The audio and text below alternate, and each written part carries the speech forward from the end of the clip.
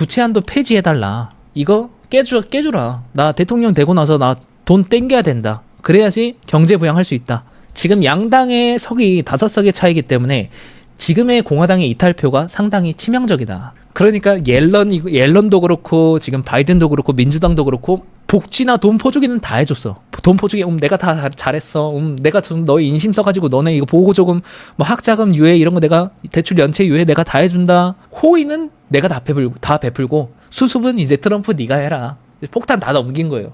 예, 그래서 어쨌든 트럼프 취임식이 1월 21일인데 예, 하루 뒤인 그 1월 21일 날 예, 이제 특별 조치가 시행이 되니까 앞으로 이제 재정 리스크가 커지겠죠. 그리고 두 번째 리스크는 요거 엔캐리 하시면은 2경 7,400조거든요. 2경 7,400조면은 거의 나스닥 시가총액의 합계랑 거의 맞먹는 수준이에요.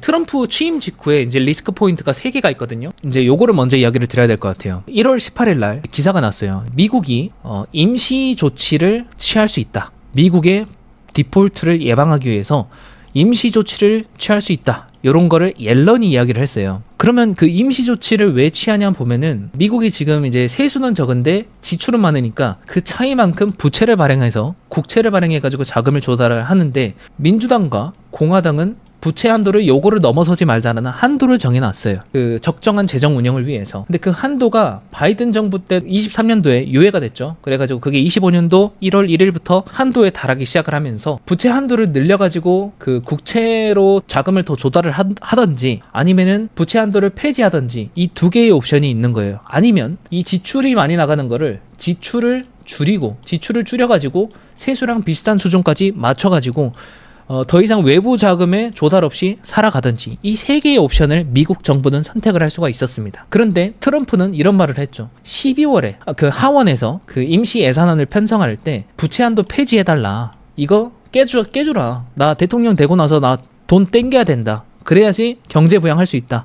아메리카 그레이트 어게인 할 수 있다.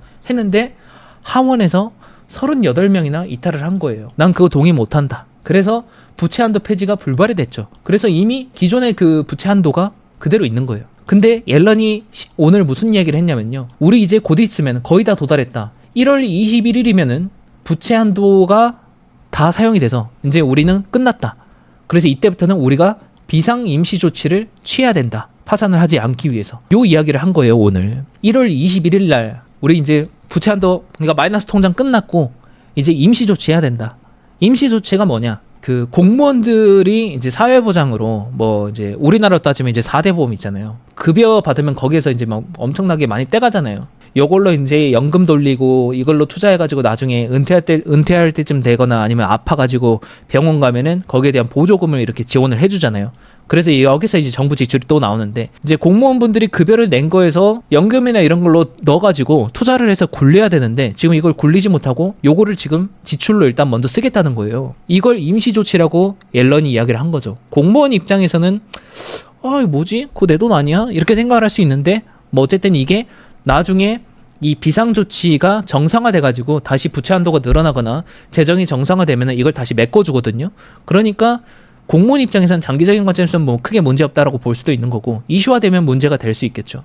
예. 근데 어쨌든 지금은 공무원들이 내는 사회보장을 그 투자나 이런 걸로 굴리지 않고 일단은 정부 지출로 쓰겠다는 겁니다. 임시적으로. 그 내용을 오늘 기사가 이렇게 나온 거예요. 그렇게까지 공무원이 낸 그 연금으로 굴려야 될 돈까지 써가면서 지금 그 앨런 의장이 1월 21일 날 비상조치를 해야 된다라고 한 이유가 뭘까? 근본적인 이유가 늘 말씀드리지만 2024년도 11월에 미국 정부는 3천억 달러의 세금을 걷어서 6,690억 달러를 써버립니다. 그러니까 걷어들인 세금보다 여러분들한테 걷어들인 세금보다 2배 이상을 더 많이 지출을 한 거죠.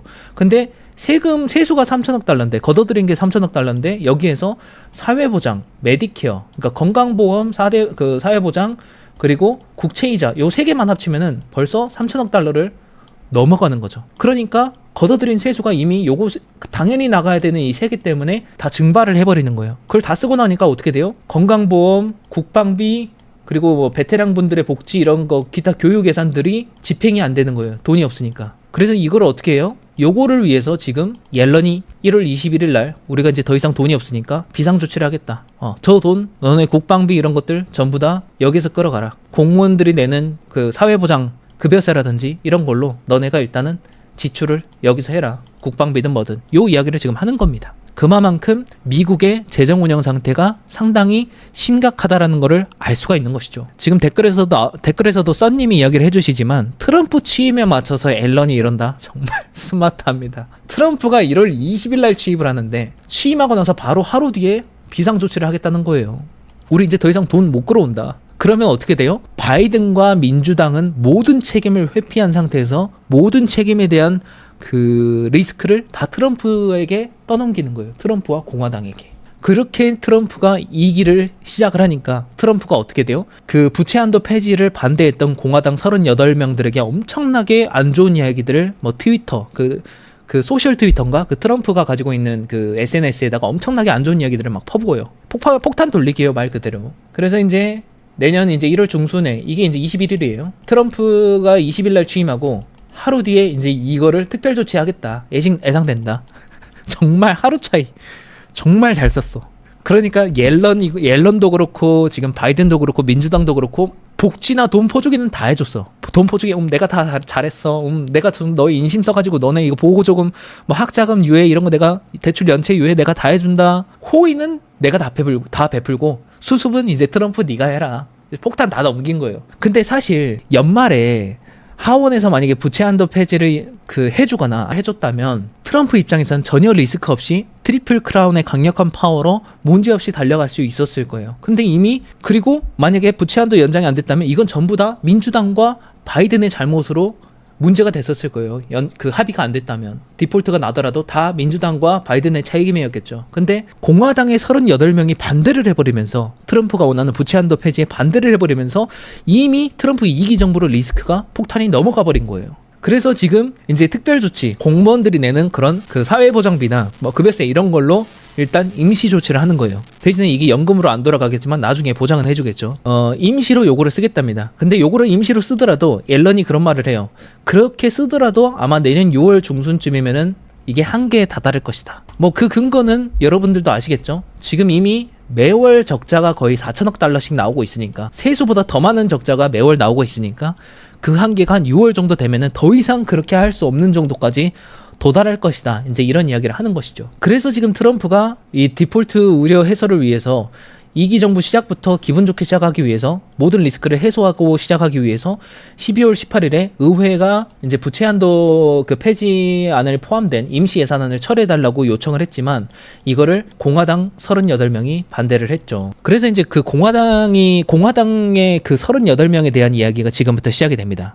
그 사람들은 왜 그랬을까? 일반적으로 도널드 트럼프 대통령 당선자를 열렬히 지지하는 공화당의 강경파들은 부채 한도를 인상하려는 그의 추진에 대해서 지금 저항을 하고 있다. 38명이. 왜 그러냐라고 보니까 정부 지출을 줄여야 한다는 믿음을, 공화당의 전통적인 믿음을 고수하고 복수에 대한 그 트럼프가 이제 복수한다 했거든요. 거기에 대한 그의 경고를 이제 무시를 하고 있는 거죠. 그러면서도까지도 지금 반대를 하고 있는 거예요. 부채 한도를 폐지하는 거에 대해서. 그렇게 이제 38명이 이제 반대를 던졌는데, 그러면서 1월 20일 날 트럼프가 취임하기 한 달 전부터 이미 그 당에 대한 트럼프의 영향력의 한계를 명확하게 보여주었다. 그래서 트리플 크라운이 1기 때도 트리플 크라운이었거든요. 여러분, 트럼프 1기 때도. 그때도 내부 갈등 때문에 잘 안 됐잖아요. 근데 2기 때도 지금 트리플 크라운인데 또 내부 갈등으로 인해서 이게 잘 안 될 가능성이 생긴 거예요. 근데 여러분들은 생각하겠죠. 아니 뭐 어차피 38명밖에 안 되니까 공화당이 어쨌든 인원이 많으니까 문제가 없는 거 아니냐라고 할 수 있는데 그게 아니에요. 왜 그러냐? 미국은 양원제를 택하고 있어요. 상원과 하원이 존재를 하는데 모든 법안은 상원과 하원을 다 통과를 해야 돼요. 이게 안건에 따라서 어디서 먼저 가냐 이런 것들은 다 다르거든요. 제일 중요한 게 뭐냐면 지금 이 주제와 관련돼서 하원과 이 부채 한도 협상과 가장 관련된 게 뭐냐면 세입과 관련된 법안, 그러니까 자금과 관련된 법안은 하원에서 먼저 시작을 해야 된다. 제안이 시작이 된다. 이게 미국 헌법 1조 7항입니다.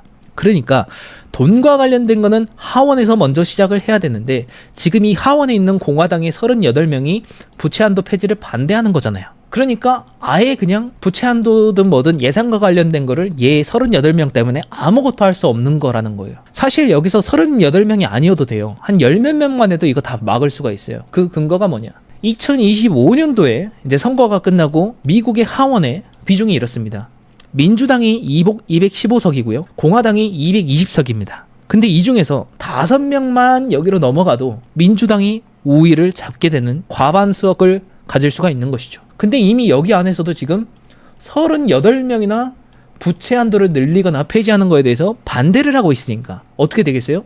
예산과 관련된 안건을 올리는 하원에서 지금 민주당 플러스 38명 해가지고 총 253명이, 그러니까 전체 435명에서 253명이 민주당 플러스 공화당 38명이 부채한도 폐지, 부채한도 인상에 대해서 반대를 하는 거예요. 그래서 지금 양당의 석이 5석의 차이기 때문에 지금의 공화당의 이탈표가 상당히 치명적이다. 근데 이제 여러분들은 생각을 하겠죠. 아니 그래도 트럼프나 다수의 공화당이 있기 때문에, 그리고 머스크도 있고 돈도 많고 뭐 어쨌든 이 38명을 회유해가지고 데려올 수 있는 거 아니냐? 결국 우리 편 들게끔 만들 수 있는 거 아니냐? 이렇게 생각을 할 수 있잖아요. 참고로 상원 같은 경우에는 하원은 인원수가 엄청 많아요. 한 435명인데 상원 같은 경우에는 100명입니다. 100명. 그리고 임기도 각각 달라요. 상원이랑 하원이랑. 근데 상원 같은 경우에도 지금 공화당이 53명, 그리고 민주당이 47명이라서 하원에서 안건이 올라오면은 상원에서 반대를 하지 않는 이상 이거를 처리해낼 수 있는 것이죠. 그래서 상하원이 모두 동의를 해서 부채 한도 폐지를 이끌어낼 수 있는데, 지금 상원까지 올라오는 길에 지금 하원에 지금 반대파가 너무 많은 거예요. 하원에 지금 38명이나 반대를 하고 있다. 민주당 입장에서는 Thank you so much 하고 있는 거죠. 그래서 이렇게 가파르게 치솟은 미국 정부의 부채가 지금 미국 경제 규모 대비 117%를 넘어서면서 과거 2차 세계대전 당시 수준까지 엄청나게 부채 규모가 커져 있고, 그래서 지금 엄청난 많은 그 국채 이자를 내고 있는 거죠. 그래서 이게 아까 제가 설명한 내용입니다. 그 부채 한도 폐지와 관련돼서 민주당이 197표의 반대, 그리고 찬성은 2표 했네요. 부채 한도 폐지하는 거에 대해서 다 반대한다, 이렇게 볼 수 있겠죠. 하원에서. 여기다가 지금 플러스 공화당 38명이 붙으면서 지금 235대 174로 부채 한도 폐지가 졌어요. 그래서 못한 겁니다. 자, 그리고 이제 부채 한도를 이제 폐지하는 거에 대해서 반대한 공화당 측, 하원에 있는 공화당 측 38명이 이분들입니다. 뭐 이름을 굳이 알아도 우리가 뭐 알 수는 없지만, 근데 이분들 중에서 이 로이라는 사람에 대해서 제가 이야기를 하려고 해요. 이 사람이 이제 반대한 사람 중에 한 명인데, 이 사람이 지금 트럼프가 엄청 싫어합니다. 옛날부터 트럼프랑 갈등이 많았거든요. 근데 이 사람이 이런 말을 해요. 내가 두려워하는 것은 오직 신분입니다. 텍사스의 하원 의원인데 칩 로이라는 사람인데, 이 사람이 금요일에 수십 명의 공화당 의원을 이끌고 그 부채 한도 폐지와 관련된 거를 반대시킨 사람이에요. 그러니까 리더인 거죠. 칩 로이라는 사람이. 반대파 리더. 근데 이 사람이 옛날부터 트럼프랑 갈등이 많았거든요. 그리고 트럼프는 이 사람을 뭐라고 하냐면 텍사스에서 가장 인기 없는 정치인이라고 무시하는 발언들도 엄청나게 그 SNS에서 많이 하고 그랬거든요. 근데 로이 이 사람은 뭐라고 했냐면, 대통령이 트럼프가 원하는 것을 왜 원하는지 나는 그 이유를 이해합니다. 잘 이해해요. 하지만 그는 지금 불공평하고 올바르지 않은 방식으로 엉뚱한 방향으로 나아가고 있다. 그 칩 로이라는 사람이 이렇게 생겼거든요. 이분에 대한 평가 내용이 이런 내용이 있어요. 이제 월스트리트 저널에서 이런 이야기를 하거든요. 로이 의원이 2022년도 공화당 예비선거를 했는데, 이때 트럼프가 떨어져라 하고 있었어요. 야, 너 로이 이제 거기서 나가. 너 말고 내가 다른 애 민다 해서 다른 애를 엄청나게 지지하고 막 밀어붙였거든요. 그래서 로이 의원이 떨어지기를 바랬던 거죠, 텍사스에서. 근데 트럼프가 이렇게 싫어했는데 반대로 이 사람이 살아났어요. 당선이 돼버렸어요. 그래가지고 이걸 갖다가 월스트리트 저널이 뭐라고 평가하냐면, 트럼프가 싫어하는 사람이 전직 대통령을 화나게 한 후에도 정치적으로 살아남을 수 있는지에 대한 사례 연구다. 이렇게 설명을 하는 겁니다. 그래서 트럼프가 이제 그 공화당 예비선거 때부터 로이가 패배하기를 바랬는데, 오히려 이제 여기에서 이제 쟁쟁하게 로이가 83.2%의 득표율로 예비선거에서 승리를 하고, 가장 근접한 도전자였던 로리보다 10배 이상 많은 투표를 받으면서 압도적인 승리를 거둬버려요. 그러니까 어때요? 지금 트럼프랑 로이가 사이가 엄청나게 안 좋을 수밖에 없어요. 트럼프 입장에서는 로이가 말을 안 듣는 반대파, 공화당 내 반대파고, 그리고 로이 입장에서는 트럼프가 자기의 정치적으로 자기를 떨어지기를 바라고 자기를 계속 비하하는 사람들 중에 하나예요. 그러니까 자기를 전혀 도와주지 않는 사람인 거죠, 트럼프가. 로이 입장에서는.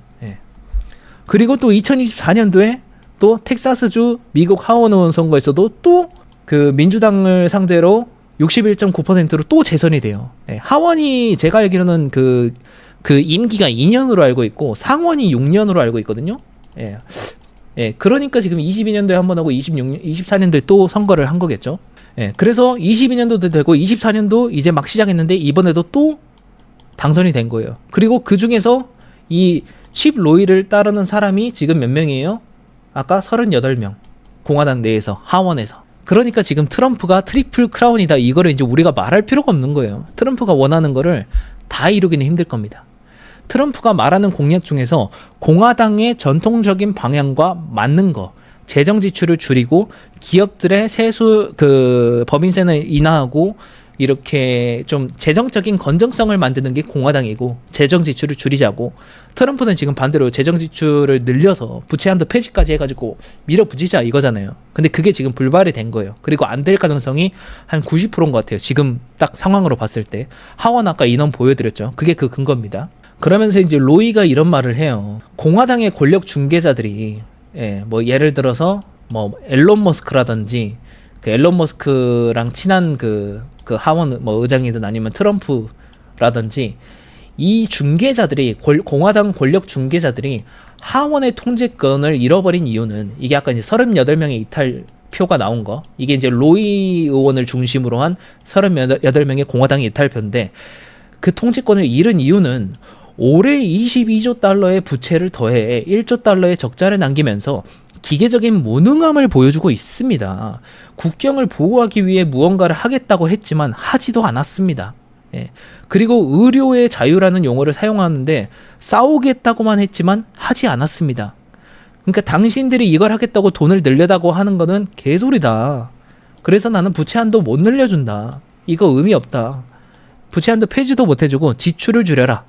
요걸로 지금 하원의 38명이 강력하게 밀고 있는 거예요. 칩 로이를 중심으로 인해서. 트럼프랑 앨런 머스크가 부채한도 폐지안을 통과시켜라고 하원에게 압력을 넣은 거거든요. 근데 그 압력을 받은 사람들 중에서 38명, 그 칩 로이를 포함한 38명이 내가 왜 따라야 돼? 그런 방식 잘못됐어. 그거는 미국 그 공화당의 전통 방식이 아니야. 재정 적자를 늘리는 아주 무능력한 방법이야 라고 하면서 38명이 반대를 한 거죠. 그러니까 지금 트럼프랑 머스크 사이드와 이 38명의 공화당 사이드가 지금 충돌이 강력하게 일어나고 있는 거예요.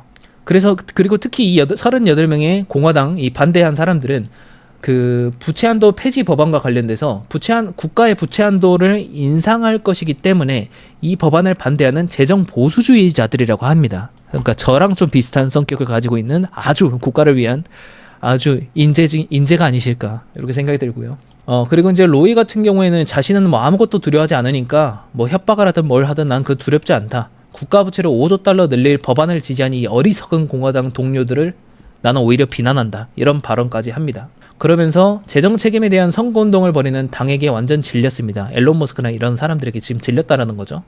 그리고 미국 국민들에게 다가가서 이게 재정적으로 책임 있는 일이라고 생각한다고 말하는 뻔뻔스러움을 가지고 있다. 그들은 이게 어떻게 국가적으로 어떻게 도움이 되는 거냐, 그건 진짜 뻔뻔스러운 발언이다라고 하는 거예요. 로이가 지금 완전 터무니없다고. 그리고 나서 이제 트럼프가 이런 그 발언을 합니다. 로이 의원이 정부 자금 논의 중에 부채 상한 인상을 하려는 노력을 방해했다고 비난을 했죠. 트럼프의 노력을 반대했다라고 비난을 하기 시작을 했던 거죠. 그래서 이게 트럼프가 소셜미디어 플랫폼에서 로이가 했던 이 반대에 대해서 텍사스 출신의 매우 인기 없는 의원 칩 로이는 평소처럼 공화당의 또 다른 위대한 승리를 방해하고 있습니다. 모두 자신을 위한 싸구려 홍보를 위해서입니다. 공화당의 방해자들은 없어져야 됩니다. 라고 트럼프의 트루스 소셜에 게시를 합니다. 네, 하원 지금 38명, 너는 이제 미국을 위한 거라면 통과를 시키겠지만 합리적으로 이렇게 부채한도 쓸데없이 늘리고 또 재정 퍼주는 거 한다? 넌 무조건 반대한다. 이렇게 갈 거예요. 근데 민주당 입장에서 어떻게 했어요? 땡큐 소마치죠. 민주당은 어쨌든 트럼프의 부채한도 늘리는 걸 방어해서 공화당이 그동안 뺏어왔던 민주당의 그 공약들을 다시 뒤집어가지고 민주당 뭐 재정 퍼주기라든지 이런 거를 트럼프한테 역제안할 가능성이 있어요. 그렇게 해서 공화당의 38명의 그 반란표들을 이제 민주당과 협업해가지고 이제 통과시키는 이런 노력들을 해야 되는 상황이 돼버리는 거죠. 그러니까 다시 민주당이 그 과반석은 잃었지만 지금 갑의 위치로 갈 수도 있는 그런 상황이다. 이런 거를 설명을 드리는 거죠. 이제 트럼프가 요거를 SNS에 게시를 하니까 칩 로이가 요렇게 반발을 해요. 내 입장은 간단합니다. 나는 상당한 실제 지출 삭감 없이 부채의 한도를 인상하거나 중단은 절대 하지 않겠습니다. 그러니까 재정 지출을 먼저 아까 3천억 달러 세수 들어와서 6천억 달러 쓰고 있었잖아요. 요거 삭감 안 하면은, 요거 먼저 안 하면은 부채 한도 늘리거나 나는 이런 거 절대 동의해주지 않겠다. 더 많은 부채를 쌓는 거 동의해주지 않겠다라고 한 것이고 사과도 필요 없다. 요렇게 이야기를 한 겁니다. 나는 이 목적을 위해서 협상을 해왔습니다. 이런 거예요.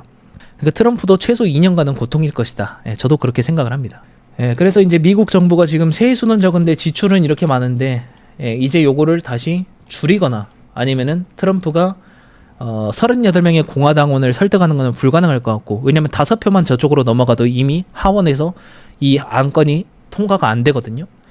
그래서 결국은 이거를 지출을 줄이거나 아니면 민주당이랑 다시 딜을 쳐가지고 부채 한도 풀어줘라. 대신에 너네가 원하는 안건 몇 개 통과시켜 줄게. 뭐 그런 식으로 딜을 칠 겁니다. 2023년도에 공화당이 바이든한테 했던 것처럼. 근데 어쨌든 이렇게 지출이 가파르게 늘어난 근본적인 원인은 늘 설명하듯이 바이든 정부가 23년도부터 가파르게 찍어낸 단기채 때문이고, 단기채가 지금 전체 국채의 21%나 차지할 정도, 그러니까 6조 달러나 단기채의 비중이고, 장기채 같은 경우에는 한 2에서 3%가 평균 이자율인데 6조 달러에 해당하는 단기채에 대한 평균 이자가 지금 5%가 넘어가니까 여기에 대해서 지금 국채 이자가 엄청나게 지출로 나가고 있고, 이게 어느 정도냐면은 아까 말씀드린 것처럼 미국 전체 2024년도 총 지출 대비 국채 이자 비중이 거의 한 13%까지 올라왔고요. 총 세수 대비 국채 이자 비중을 보면은 지금 24년도에 17.9%까지 올라와 있다. 정부가 연간 걷어들이는 총 세수 대비 국채이자의 지출 비중이 17.9%까지 올라와 있는 거예요. 과거에 15년도만 보더라도 이게 6.9%였는데 이게 17.9%나 올라오니까 공화당의 칩 로이가 이걸 보고 판단을 했겠죠. 야, 더 이상 부채 늘리는 건 미친 짓이다. 지금 국채 금리도 높은 상황에서 단기채, 장기채 다 할 거 없이 금리 높은데 여기서 부채를 더 늘린다고? Are you crazy? 라고 했을 거예요. 칩 로이가 트럼프한테. 근데 트럼프도 이렇게 생각을 하겠죠. 나 때만 폭탄이 안 터지면 돼. 국채이자 늘리고 재정 지출 늘어나더라도 나 때는 일단 성장하고 보자 이거야. 그리고 나서 다시 그 폭탄을 민주당에 넘기면 돼. 약간 이런 생각을 하는 게 아닌가. 자기도 한번 과잉 쇼잉오프 하고 국민들한테 지지도 받고 경제 성장시키고 위대한 그 아메리카 그레이트 어게인 하고 싶은데 하원에서 38명이 또 반대를 해버리니까. 그래서 2017년도 그 트럼프 미중 무역 전쟁하기 전에 17년도 11월 한 달만 보더라도, 그리고 24년도 11월 한 달만 봤을 때 세수 대비 국채이자의 비중이 17년도에는 13%였는데 이게 26.2%예요. 지금 2024년도 11월 기준으로. 그러니까 매월 들어오는 세수에서 바로 그냥 들어오자마자 26% 국채이자로 나가고, 사회보장으로 한 40% 나가고, 건강보험으로 또 한 40% 나가면은 국방비랑 이런 거 낼 돈이 없다 이거예요. 그것 때문에 바로 또 국채이자 조달, 국채에 발행해가지고 자금 조달한다고 트럼프가 하는 건데, 지금 칩 로이는 그런 거 필요 없고 이거부터 다 줄여 하는 거예요. 그러면 어떻게 되겠어요?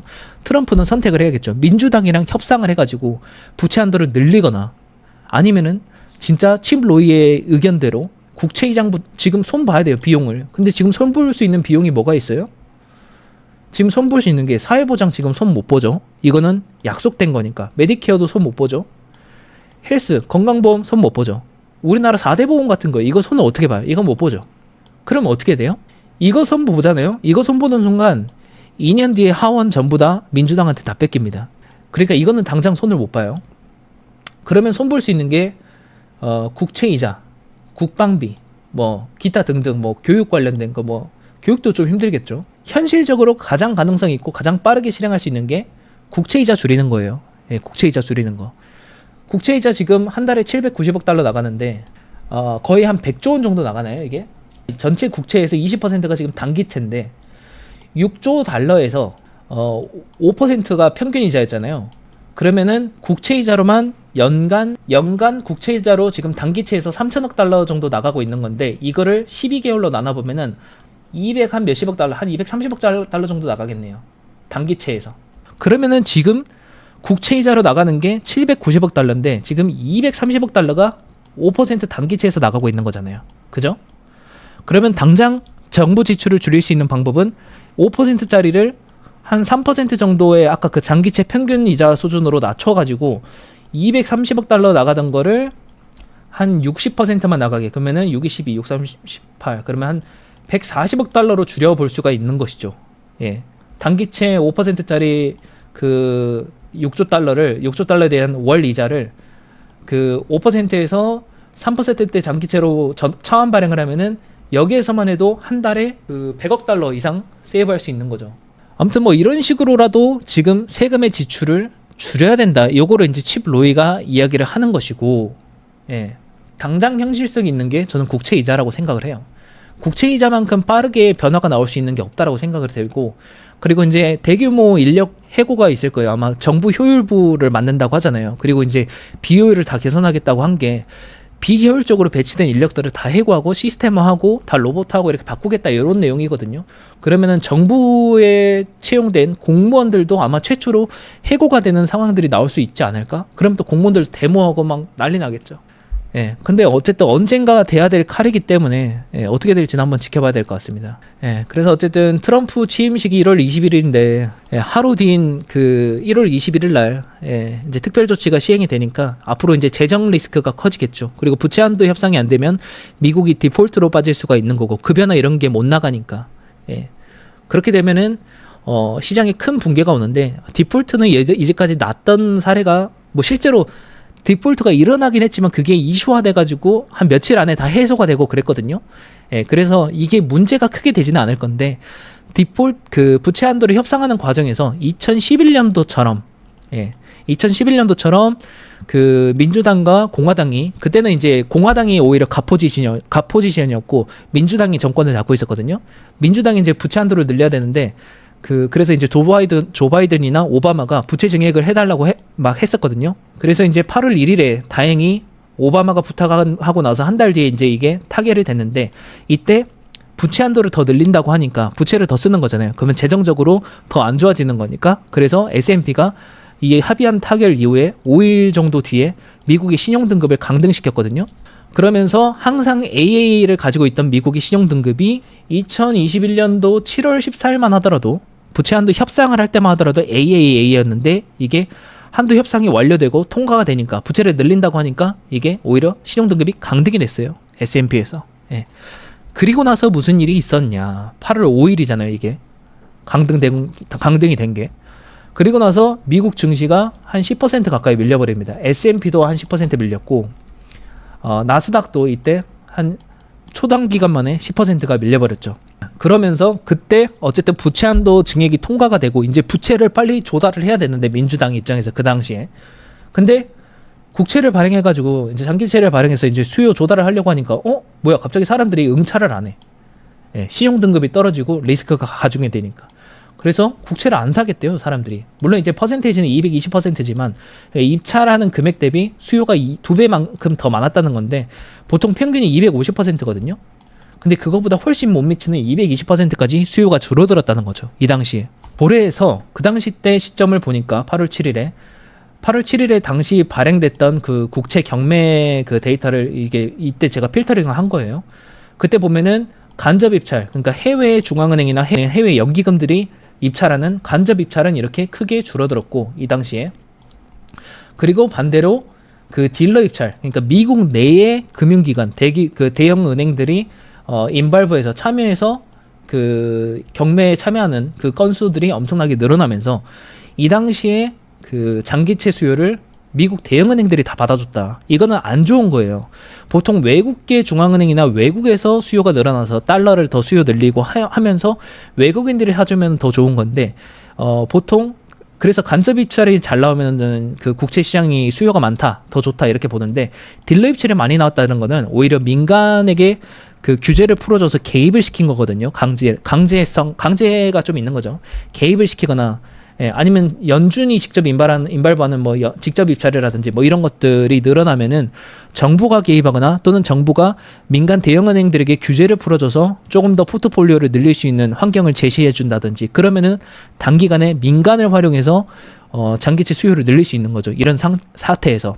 그래서 그 당시에 갑자기 장기채 금리가 20년물 장기채 금리가 3.49%에서 8월 5일 날 신용 등급이 강등되었음에도 불구하고 장기채 금리는 오히려 더 떨어지는 모습이 나타났죠. 이거는 신용 등급이 강등되면 오히려 금리가 올라야 하나 반대로 이때는 장기채 금리가 떨어지는 모습. 이게 민간 대형은행들이 간접 그 딜러 입찰을 통해서 다 받쳐줬기 때문에 그러면서 금리를 강제로 드랍시킨 게 아니냐. 예. 저는 이렇게 생각을 합니다.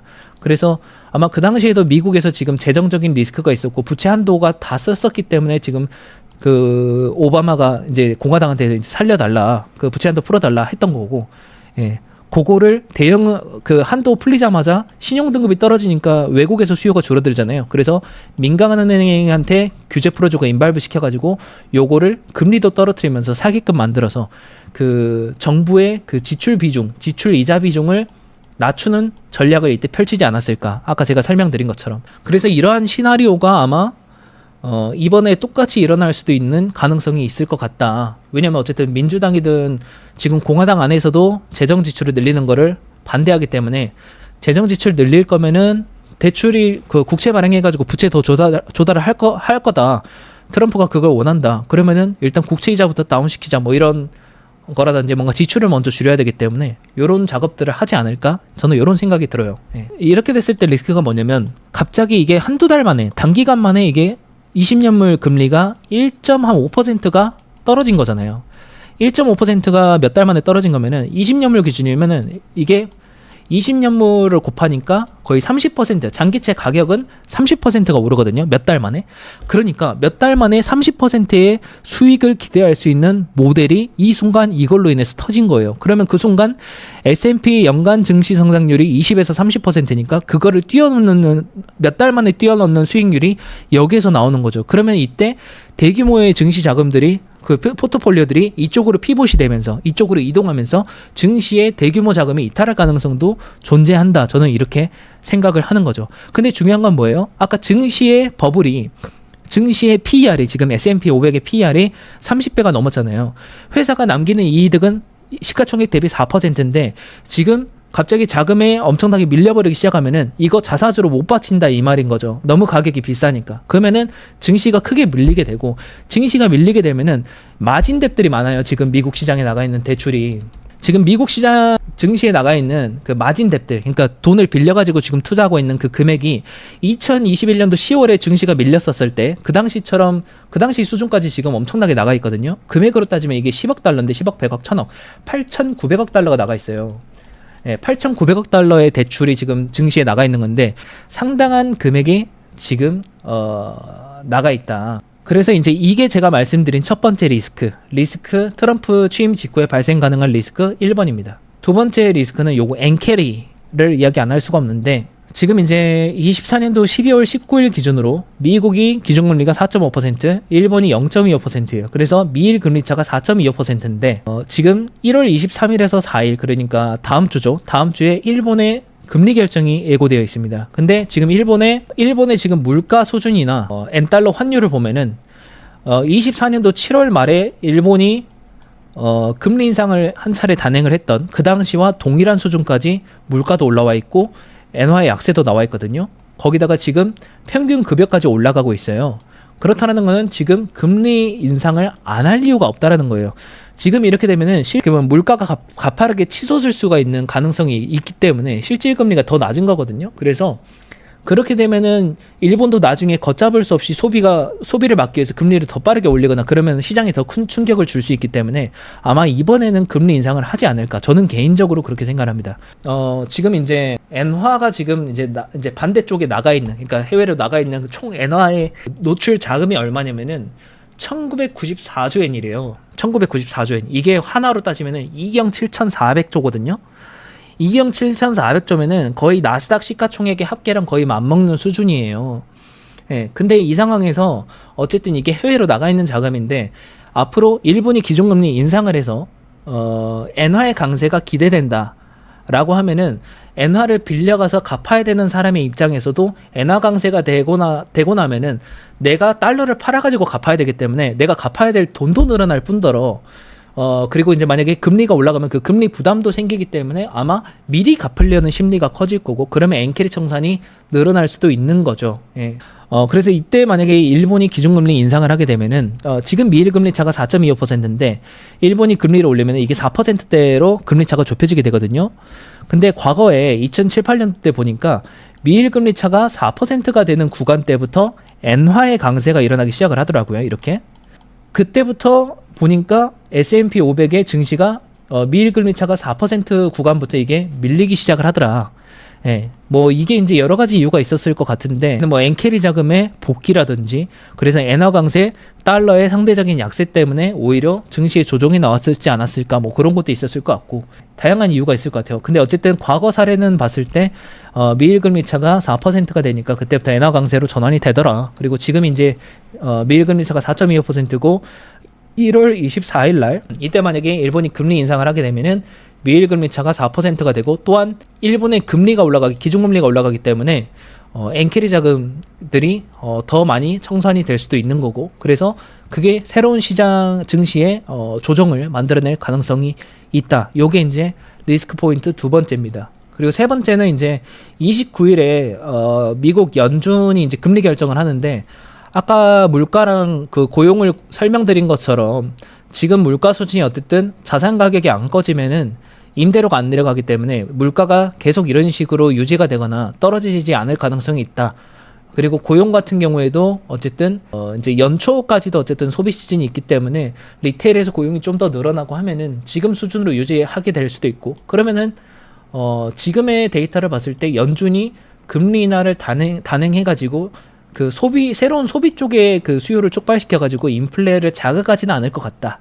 예, 연준이 그래서 동결을 하게 되면은 시장에서는 금리 인하를 할 거라는 기대감을 갖고 증시가 또 올랐는데, 갑자기 또 시장에서는 그 기대감이 꺼지면서, 항상 그러잖아요. 동결을 하게 되면 시장에 다시 조정이 나오고, 그런 식의 조정이 좀 나올 수 있을 것 같다. 그래서 이게 세 번째 트리거, 이렇게 볼 수가 있겠습니다. 그래서 이제 또 정리를 하면은, 뭐 아까 앞에서 말씀드린 그 세 가지 트리거가 하나씩 터질 때마다 증시의 조정이 나올 텐데, 증시가 작은 수준으로 밀리면 상관이 없지만, 이게 증시가 특정 퍼센티지 이상으로 밀리기 시작하면은 뭐 마진콜도 나올 수가 있고, 그 증거금, 그 담보 주식의 가치가 가파르게 떨어지면은 담보로 주식을 바탕으로 돈을 빌려서 다른 주식을 산 사람들이 그 증거금을 채워야 되기 때문에 주식을 팔아야 되거든요. 아니면 돈을 더 넣거나. 근데 더 놓을 돈이 없으면은 이거를 기다리다가 증권사에서 반대 매매를 때려요. 반대 매매는 시장가에 다 던지는 거거든요. 그러면은 난 돈도 빌렸는데 돈도 지금 마이너스고 지금 시장가에 다 던지니까 떨어지는 가격에서 막 던지면은 그 가격이 더 싸지잖아요. 그럼 손실도 더 커지고, 근데 그런 게 더 가속화되면은 시장이 더 빠르게 밀릴 수 있다라는 거죠. 갑자기 큰 규모의 조정이 나오기 시작을 하면은. 그래서 그게 갑자기 시장을 크게 밀어버릴 수 있기 때문에 그런 것들까지 고려해서 그 좀 생각하는 게 좀 좋을 것 같다. 그리고 참고로 지금 그런 큰 규모의 조정이 나오면은 지금 시장은 대응할 수 있는 정도의 자사주 매입을 통해서 주가를 방어할 수 있는 정도의 여력은 안 된다. 그 이유는 시가총액보다 기업이 남기는 총 그 이익들이 3-4%밖에 안 되기 때문에, 그러니까 PER이 30배이기 때문에 그 큰 규모의 비싼 가격을 지금의 3% 정도의 이익으로 방어하기에는 한계가 있다라는 거예요. 그래서 어느 정도의 조정을 허용하면서 조금씩 받쳐 나갈 겁니다. 그래서 이제 그런 것들도 좀 고려해 볼 필요가 있다라는 거 좀 공유를 드릴 수 있을 것 같고, 일본의 그 금리 인상 가능성이나 주요 지표가 발표돼서 시장의 변화를 미리 좀 예측해보는 제 의견이나 이런 거를 좀 듣고 싶으신 분들, 미리 받아보고 싶으신 분들은 제가 또 멤버십을 운영을 하고 있기 때문에 유튜브 채널 내에서 멤버십 채널 가입도 고려를 해보시면 좋을 것 같고요. 그리고 제가 이제 1월 말 예상을 하고 있는데 늦어지면 2월 초가 될 수 있습니다. 데이터가 너무 많아서 너무 죄송해요. 근데 미국에 대한 거의 모든 것이라는 전자책을 출판할 예정이거든요. 그래서 여기에는 이제 미국에 대한 문제, 그리고 그걸 해결하기 위한 트럼프 정부의 공약, 그리고 그게 실제 실현 가능한 가능성, 그리고 여기에 대한 수혜주는 무엇이 있는지, 이렇게 네 가지를 주요 포인트로 다루기 때문에 관심 있으신 분들은 이 영상 댓글에 있는 링크로 들어가셔서 사전 예약을 신청해 주시면 되겠습니다.